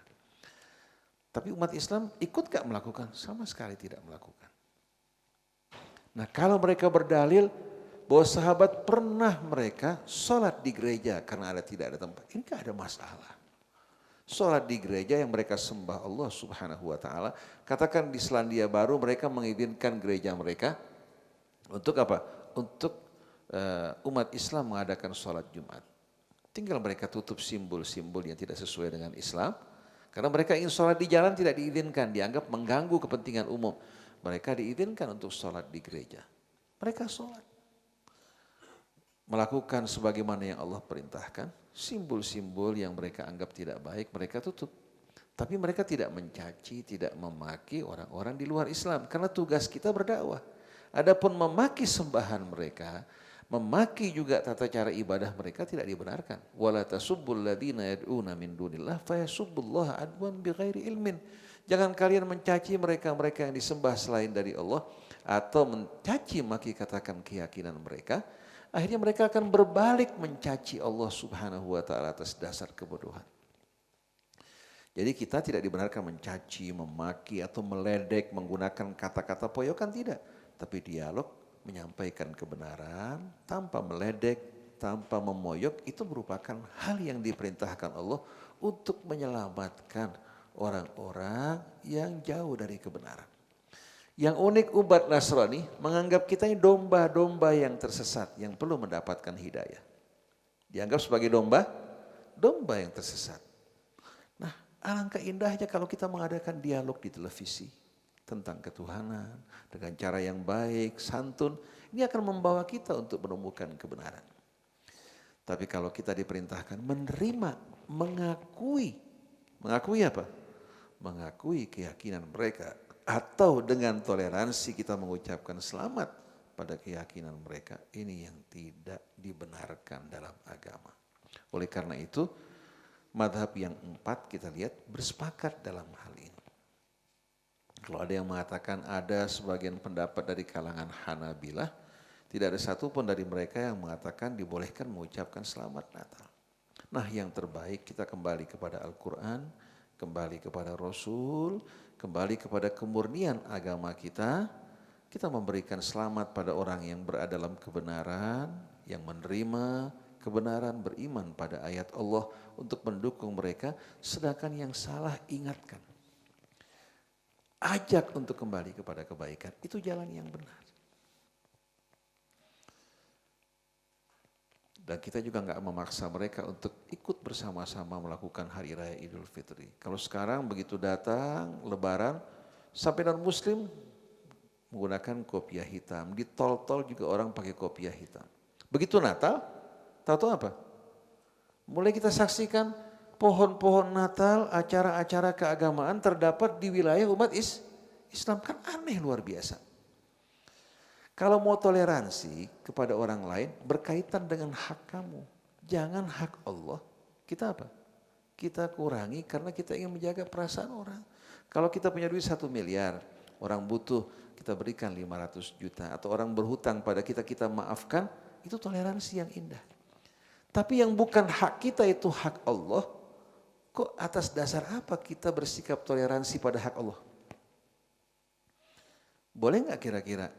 Kita datang ke rumah orang, orang minta, kita ambil pakaian milik orang lain, kita berikan pada orang tersebut. Boleh enggak? Enggak boleh sama sekali. Nah sekarang hak Allah yang telah menciptakan kita, yang telah mencurahkan nikmatnya atas kita. Tahu-tahu kita melakukan toleransi terhadap hak Allah seperti mereka-mereka yang memberikan ampunan melalui mimbar ampunan. Berkaitan contoh dengan tidak jauh-jauh dengan Gus Muafik. Dia menyatakan telah minta maaf. orang yang melakukan kesalahan berkaitan dengan kehormatan Allah, kehormatan Rasulnya, tidak cukup hanya minta maaf. Dia harus melakukan taubat, kedua melakukan perbaikan, ketiga mengumumkan. Illalladzina tabu wa aslahu wa bayyanu. Oleh karena itu pernyataan dan pelecehan di YouTube harus dicabut. Dia memperbaiki sikap dan pernyataannya dan mengumumkan. Tapi kalau minta maaf, lalu ulama mengatakan dia sudah minta maaf, kita berikan maaf buat dia. Dia dosanya bukan terhadap kamu, kesalahannya bukan terhadap kamu, kesalahannya terhadap Allah dan Rasulnya. Oleh karena itu dia bertaubat kepada Allah dengan kembali kepada kebenaran, memperbaiki dirinya dan mengumumkan. Tapi kalau minta maaf, pelecehannya masih terus beredar, lalu kita seperti seorang tokoh gereja mengatakan, saya maafkan kamu. Ini namanya hadirin sekalian, dia memberikan maaf pada apa yang bukan hak dia. Betul tidak? Oleh karena itu saya heran, kok dengan gampang-gampang ya, dia mengatakan bahwa kita harus memberikan maaf. Lalu pelecehan dia yang mengatakan saya ini heran, bolak-balik saya baca hadis ini, kok seorang perempuan umur 9 tahun mau dinikahi oleh kakek-kakek umur 50 tahun. Kalau di sini bunuh diri, ini terhadap siapa dia ngomong? Terhadap Rasul. Kemudian dia mengatakan kalau seandainya ada pohon jambu di sana, di Mekah, mungkin dia kumpul sama anak-anak juga nyolong jambu. Ini siapa yang mereka ajak bicara? Dan dia mengatakan bahwa Nabi suka main bandel ke sana kemari, hingga akhirnya tidak bisa baca dan tulis. Sampai di Solok ada ujian untuk anak-anak sekolah. Di antara hal yang tidak boleh diteladani dari Rasulullah, kemalasan Rasul. Suka bermain. Ini yakin ini merupakan sebuah rencana. Sebuah rencana untuk membuat umat Islam, ya, akhirnya apa? Meragukan nabinya. Oleh karena itu perlu kita jawab syubhatnya, sedangkan dia, ya, orang-orang seperti dia akan ada balasan hukumannya dari Allah tanpa kita melakukan apa-apa. Tapi umat Islam dengan sendirinya harus memboikot orang semacam ini. Jangan sampai ini penyakit menyebar kemana-mana. Jadi kita wajib dalam hal ini bersikap tegas. Lalu ada orang mengatakan, Rasulullah terhadap Ka'ab bin Zuhair, ya, kok memberikan maaf? Kamu lihat dong Ka'ab bin Zuhair, ketika dia minta maaf langsung membuat syair. Innar Rasulullah nurun yustaba'u, ya, yustaba'u bihi muhannadun min suyufillahi maslulu. Mahlan hadakal ladzi a'taka nafilatal Qur'an fiha wa mawa'idhu wa tafsiru. Bagaimana Ka'ab bin Zuhair menarik ucapan dia, membuat syair, ya, yang memuji Rasulullah SAW, menyesali perbuatan dia. La ta'khudni bi aqwalil wusyati walam udnib walau kathurat annil aqawilu. Jangan kamu hukum saya wahai Rasulullah dengan ucapan-ucapan orang yang membawa omongan yang bermacam-macam, karena memang ada yang dilebih-lebihkan. Walau kathurat annil aqawilu. Rasulullah langsung memberikan maaf. Rasulullah tidak menerima pujian begitu saja, langsung memberikan sorbannya untuk Ka'ab bin Zuhair. Keluarga Rasul menerima kebaikan, dia selalu membalas dengan yang lebih baik. Seperti ketika Ali Zainal Abidin alaihi salatu wassalam dipuji oleh Farasdak di hadapan keluarga Bani Umayyah, kemudian dia dipenjara. Langsung Imam Ali membawakan hadiah buat siapa? Buat Farasdak di penjaranya. Farasdak mengatakan, ya benar Rasulullah, bukan untuk ini saya menyampaikan apa yang saya sampaikan. Dijawab oleh Imam Ali, kami keluarga Rasulnya tidak akan menerima kebaikan kecuali membalas dengan yang lebih baik. Jadi para jamaah sekalian, ini kehormatan Rasul, kehormatan seluruh umat Islam, dan yang lebih utama kehormatan Allah Subhanahu wa Ta'ala yang membawa risalah dari Allah. Kalau dilecehkan seperti ini, kita berdiam, tidak menjawab, berarti hadirin sekalian kita ridha dengan perbuatan orang tersebut. Tapi jangan melakukan tindakan-tindakan arogan, tindakan-tindakan yang tidak beradab. Akhirnya orang beranggapan umat Islam ini apa? Umat yang tidak beradab dan berpendidikan. Berikan peringatan, jawab syubhatnya, dan umat Islam yang merasa berbuat tidak benar, jangan sekali-kali berdekatan dengan orang seperti ini, boikot. Boikot, jangan dekati. Nah kita akan lihat nanti siapa orang yang berpihak padanya. yang berpihak padanya, yang membelanya, berarti sehati dengan dirinya. Ini sebetulnya tamhis dari Allah untuk membedakan yang beriman, membedakan orang-orang munafik yang menampakkan keimanan tapi menyembunyikan apa? Menyembunyikan kekafiran di hatinya. Jadi kita ingin betul-betul menjaga iman kita, kehormatan Allah, kehormatan Rasul, kehormatan agamanya sebagai bentuk loyalitas kita kepada Allah, kepada Rasulnya dan orang yang beriman. Oleh karena itu kalau satu orang yang beriman diganggu, jangan kita berdiam. Kita bela dia atas dasar kebenaran. Kalau kita lakukan hal ini, insya Allah kehormatan Islam akan kembali muncul. Tanpa melihat dia NU, dia Persis, dia Muhammadiyah yang menyatukan di antara kita Islam. Jadi kita ingin ikatan di antara kita bukan lagi kelompok. Loyalitas kita bukan untuk NU, bukan untuk Muhammadiyah, bukan untuk Persis, tapi untuk Allah, Rasulnya dan orang yang beriman. Innama waliyukumullah wa rasuluhu walladzina amanu alladzina yuqimunas shalah wa yu'tuna zakah wa hum raki'un wa man yatawallallaha wa rasulahu walladzina amanu fa inna hizballahi humul ghalibun. Wallahu a'lam. Nah, pertanyaan kedua dari santri atau dari jamaah atau dari dewan guru.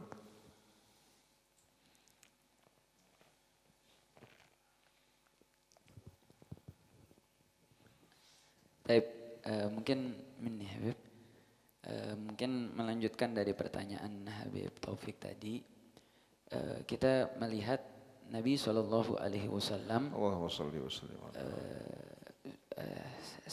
Senang atau di dalam beberapa periwayatan hadisnya melihat bahwa Nabi suka menghormati daripada sejarah, terutama sejarah-sejarah Nabi terdahulu. Bagaimana Nabi ketika ditanyakan apa puasa hari Senin, karena hari itu hari kelahiranku. Artinya Nabi menghormati daripada hari-hari yang bersejarah. Kemudian bagaimana Nabi ketika bertemu dengan bangsa Yahudi yang mereka berpuasa di tanggal 10 Muharram, sampai Nabi mengatakan nahnu ahaqqu bi Musa minkum. Nah, yang mungkin menjadi pertanyaan, kenapa atau mengapa kita dilarang untuk merayakan hari lahirnya Nabi Isa alaihissalam? Sebagaimana Nabi bisa menghormati bagaimana Nabi Musa diselamatkan karena itu hari bersejarah. Dan mungkin ada dua pertanyaan. Pertanyaan pertama, kenapa Nabi Muhammad SAW tidak merayakan kelahirannya Nabi Isa? Yang kedua, apakah kita diperbolehkan merayakan maulidnya Nabi Isa misalkan tanpa ditaksis pada tanggal 25 Desember? Atau jikalau ditaksis juga tanggal 25 Desember, kira-kira konsekuensinya apa? Apakah termasuk dalam ikrar terhadap akidah mereka? Oke, mengucapkan selamat Natal kita dilarang, tetapi kita mencoba untuk merayakan miladnya Nabi Isa sebagaimana kita merayakan miladnya Nabi Muhammad SAW. Apakah itu diperbolehkan? Bismillahirrahmanirrahim. Al-Quran menceritakan mengenai Al-Masih. Lebih banyak dari cerita Al-Quran mengenai Nabi kita Muhammad SAW.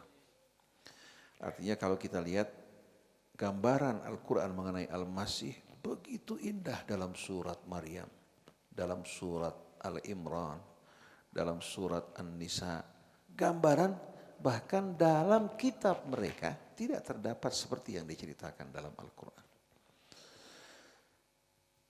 Ini secara tidak langsung bentuk peringatan apa bukan? Bentuk peringatan.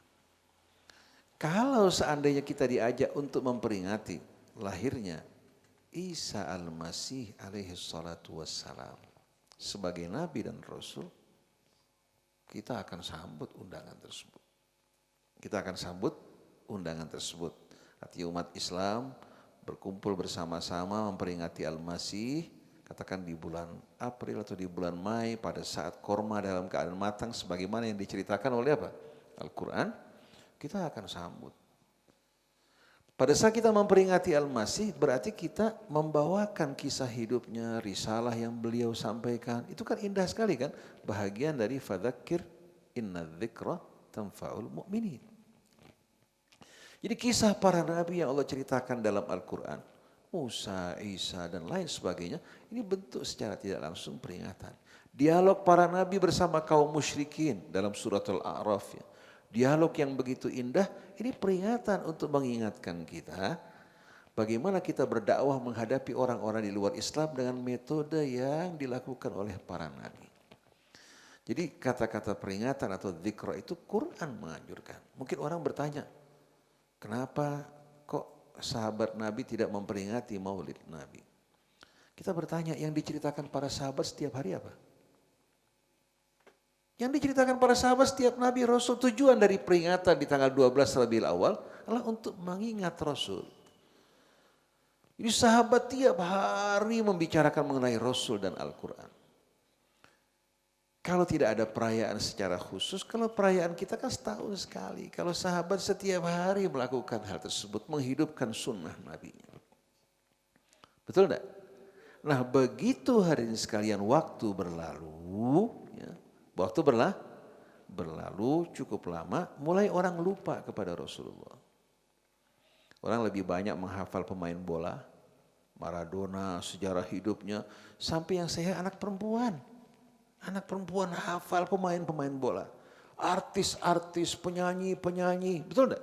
Musisi-musisi. Kalau ditanya Rasulullah, dia tidak tahu tentang Rasulullah SAW. Nah dalam kondisi seperti ini, ya, dulu dilakukan peringatan pada masa Salahuddin Al-Ayyubi membacakan apa? Sejarah Rasul untuk membangkitkan mereka, mengajak mereka untuk kembali memperjuangkan apa yang diperjuangkan Rasul berhadapan dengan pasukan Romawi. Cuma lama-kelamaan peringatan maulid hanya menjadi perayaan. Kecintaan pada Rasul kita ungkapkan hanya dengan kata-kata dan selawat. Tapi hidup kita tidak sama sekali apa? Mendekat bahkan semakin jauh dengan Rasul. Ini yang kita sayangkan. Kita jumpai selawat sekarang semakin marak. Tapi apakah betul mereka yang berselawat ini betul-betul cinta pada Rasul? Allah bilang, Qul in kuntum tuhibbunallaha fattabi'uni. Jadi kita ingin dalam peringatan maulid, jangan diisi kecuali dengan Rasul kehidupannya. Sejarahnya yang berkaitan sebagai seorang pemimpin, sebagai seorang kepala rumah tangga, sebagai seorang anggota masyarakat, jenderal di medan perang. Jadi kehidupan Rasul dihidupkan kembali. Supaya orang betul-betul bisa meneladani beliau.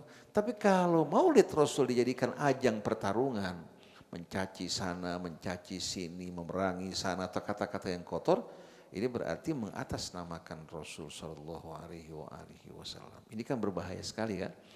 Jadi memperingati maulid Rasul, sahabat pada masa itu hampir setiap hari, para tabi'in juga begitu. Nah di belakang hari begitu umat lupa, mereka mengadakan peringatan maulid. Kita harap bukan hanya setiap tahun. Di rumah orang-orang tua selalu mengingatkan anaknya mengenai apa? Kehidupan Rasulullah SAW. Nah berkaitan dengan Al-Masih, kita peringati maulid Al-Masih, kita bacakan ayat-ayat Quran. Dalam surah Maryam, dalam surah Al-Imran, akhlak pribadi ini akan menjadi indah buat kita semua. Saya terkenang kepada seorang ya, yang betul-betul punya ketegasan. Itu Sayyid Muhammad Hussein Fadlullah. Dia diundang di gereja untuk menyampaikan ceramah. Apa yang dilakukan? Di saat dia menyampaikan ceramah di gereja, dia tidak mengambil hati mereka. Tidak. Saya sebagai seorang mukmin ya, yang beriman kepada Al-Masih, saya akan sampaikan bagaimana versi Quran yang saya imani. Dibacakan surah Al-Imran, dibacakan surah Maryam. Coba kalian dengarkan, mana yang lebih indah? Dalam kitab kami, apakah dalam kitab kalian? Akhirnya banyak orang yang beriman. Ketika datang peringatan Natal, dia mengatakan kami lebih berhak terhadap Al-Masih. Kami mencintai Al-Masih, dia Nabi dan Rasul. Tapi tata cara merayakan kelahiran Al-Masih yang dilakukan orang di luar Islam, kami tidak boleh melakukan. Dia melarang adanya pohon-pohon Natal ya dengan ciri-ciri mereka. Ini bukan cara kita orang yang beriman merayakan. Biarkan orang Kristen merayakan dengan keyakinan mereka, kita dengan keyakinan kita. Indah enggak? Tapi kita ternyata begitu kumpul bersama mereka, kita berusaha menyenangkan mereka, ceramah, berusaha menyesuaikan agama kita yang merupakan hak Allah ini disesuaikan dengan selera mereka. Ini berbahaya sekali.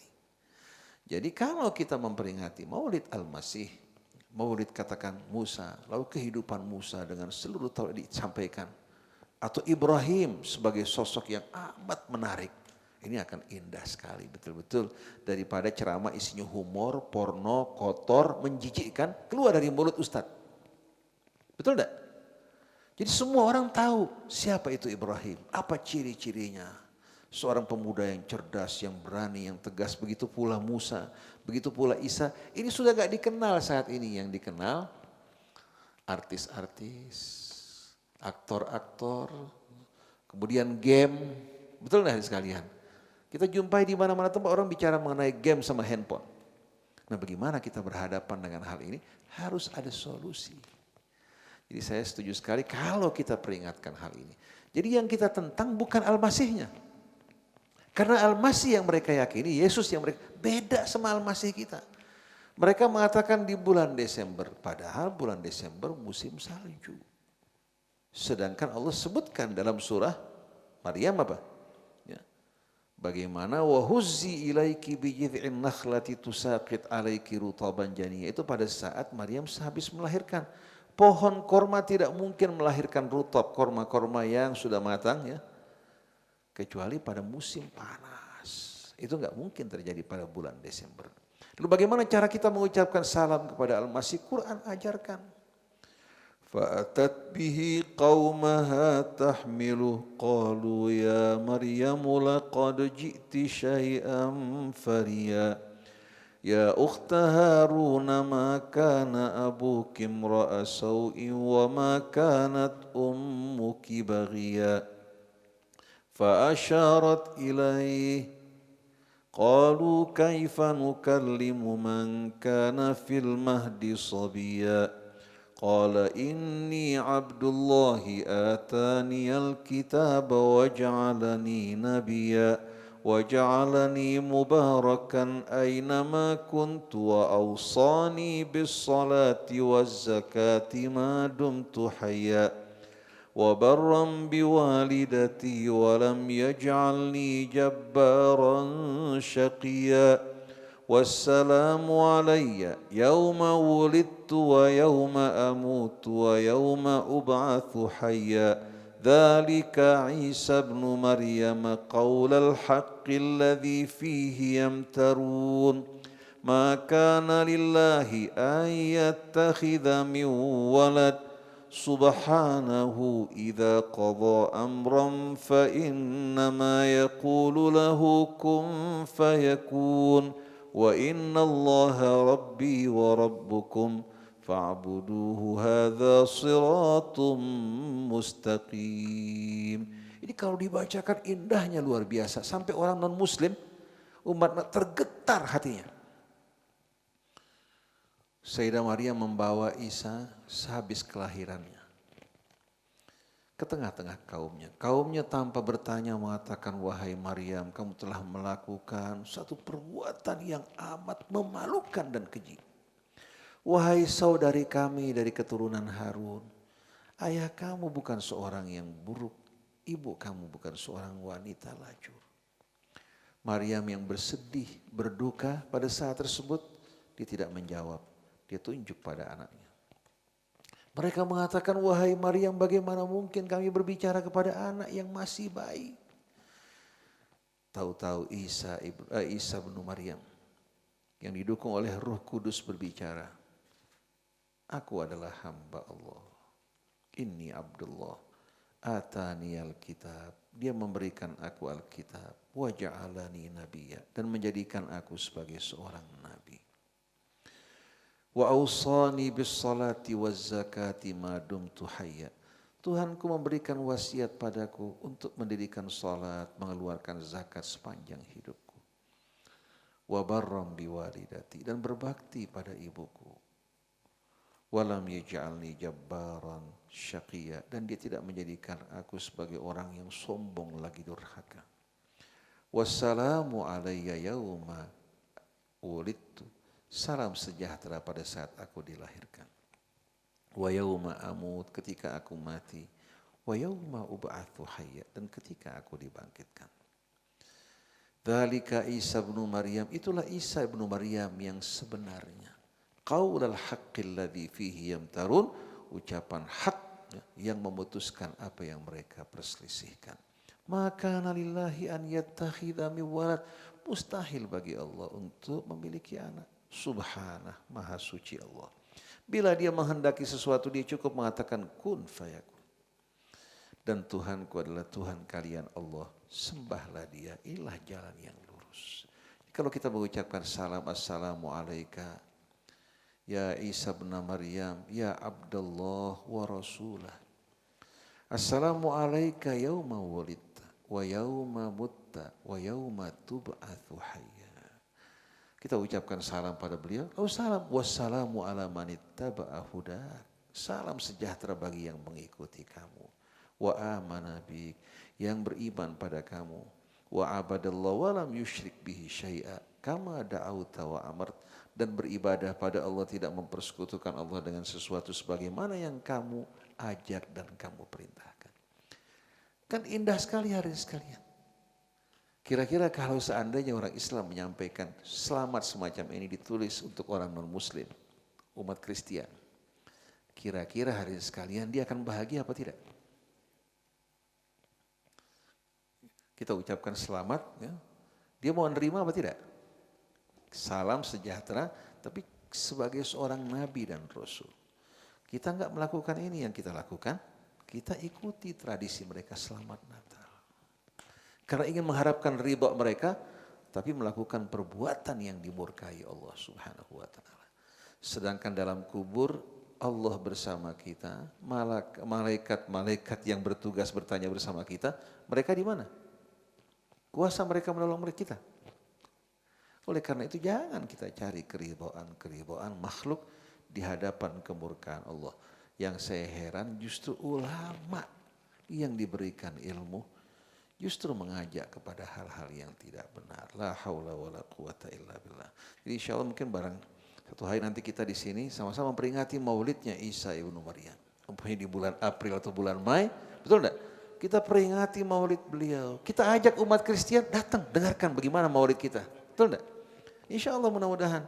Kita harapkan Habib Rizik bisa kembali ke Indonesia. Dibersihkan dari tuduhan fitnah, kebohongan.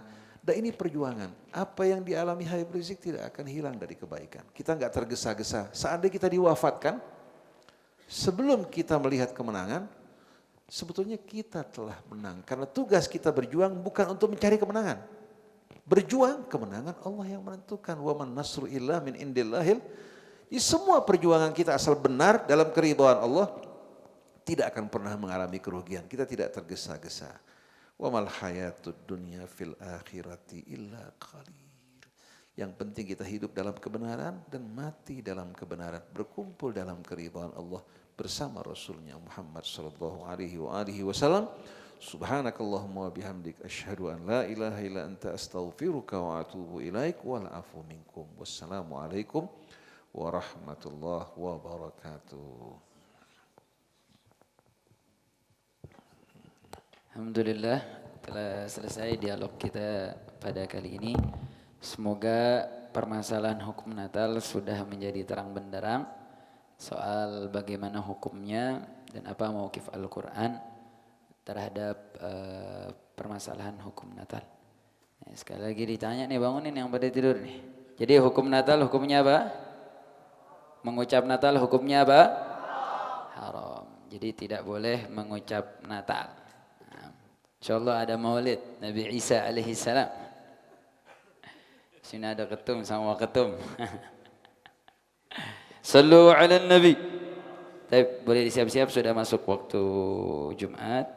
Tinggal siap-siap untuk persiapan. Sallu ala